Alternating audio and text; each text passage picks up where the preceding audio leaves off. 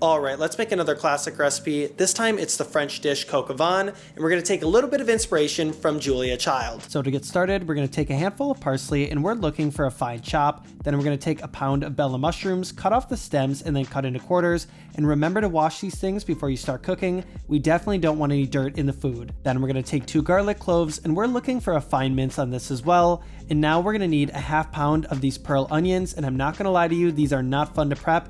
Easiest way to do it is to cut off both ends and then to peel the onions and set aside for later. Now as we're slow cooking this, let's add a little bit of extra flavor with a couple sprigs of rosemary and thyme tied together with some kitchen twine. Then we're going to take a 1/4 pound of bacon. Now if you have the full slab, that would be best. Otherwise the strips will do just fine and cut into small chunks. Okay, now time for the star of the dish, the chicken. Now I would suggest using a mixture of both chicken thighs and drumsticks, and make sure you do not remove the skins on these. That is where a ton of the flavor is going to be. So I'm scoring the top of the chicken thighs, and then we're going to season both sides with just kosher salt and black pepper. I ended up using about 3 pounds of chicken, but just make sure it can fit in your final pan. And speaking of that, you're going to want a high-walled pan, and over medium heat add 2 tablespoons of butter, then your sliced bacon. Now you're going to want to stir and cook the bacon until it's slightly browned, at which point you're going to remove it, put it in a separate bowl, but keep that bacon fat in the pan. This is going to add plenty of flavor to our chicken, which we're adding into the pan skin side down. Now we're going to keep the heat at medium and only cook this first side for a few minutes until we get some light browning.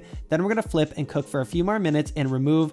Now don't worry, I know the chicken's not going to be fully cooked. We're going to finish it in the sauce. After that, we're going to add another tablespoon of butter, melt that down, and then we're going to add in our pearl onions and mushrooms from before. Make sure you season with some salt, and we're going to cook this for about 3 to 4 minutes until we start to get some browning on this. Then we're going to add in our minced garlic, and then we're going to cook that again for about another minute. Then we're going to add in a tablespoon of tomato paste, and you're going to want to stir around for about a minute and cook to get rid of that raw flavor. Then add in 3 tablespoons of a nice brandy, stir and wait till the alcohol is burned off. Then we need to add in a healthy amount of red wine, so it's going to be 3 cups of a French red wine. And again, this is why you want to make sure you have a nice high-walled pan, and 2 cups of a chicken stock, and stir until everything is combined. Now very carefully return your chicken to the pan and try to make sure that the chicken is mostly covered by the liquid. If you have a little bit of extra space, you can add in some extra red wine or some chicken stock. Then add in your bunch of fresh herbs, and we're going to bring to a simmer, then cover. We're going to simmer this for about 30 minutes or until the chicken has fully cooked through,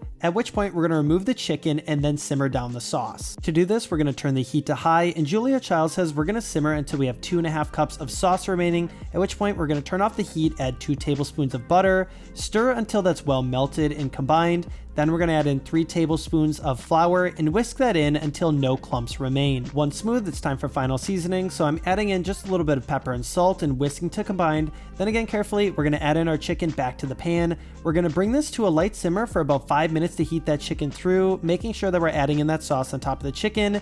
Then you can remove from heat. Then take some of your extra parsley from earlier, sprinkle over the top, and we're ready to plate. I like to add my coq au vin over some garlic mashed potatoes, so adding a couple spoonfuls.